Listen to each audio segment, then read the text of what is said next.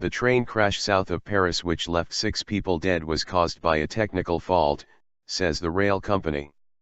SNCF said a piece of metal connecting 2 rails had become detached close to the Bretigny-sur-Orge station where the accident occurred.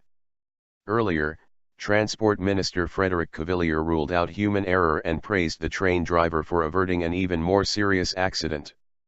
30 people were injured in the accident, 8 of them seriously. The train had just left Paris on Friday afternoon and was heading for Limoges when it derailed at Bretigny-sur-Orge.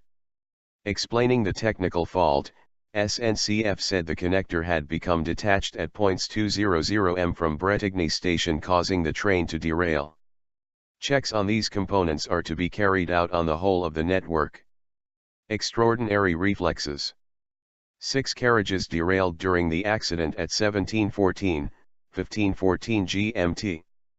The train's 3rd and 4th carriages derailed first and the others followed. One mounted the station platform.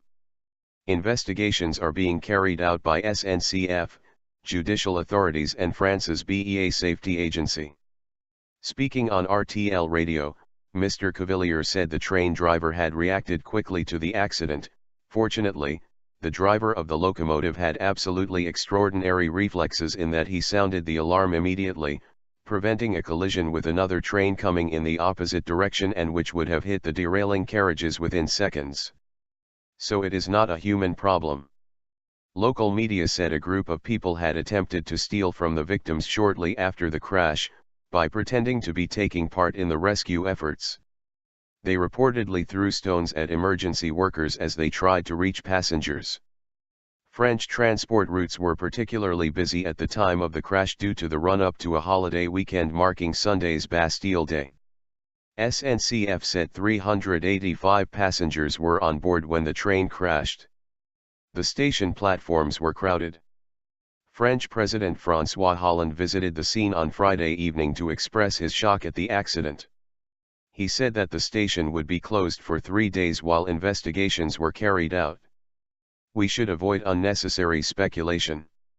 What happened will eventually be known and the proper conclusions will be drawn, he said.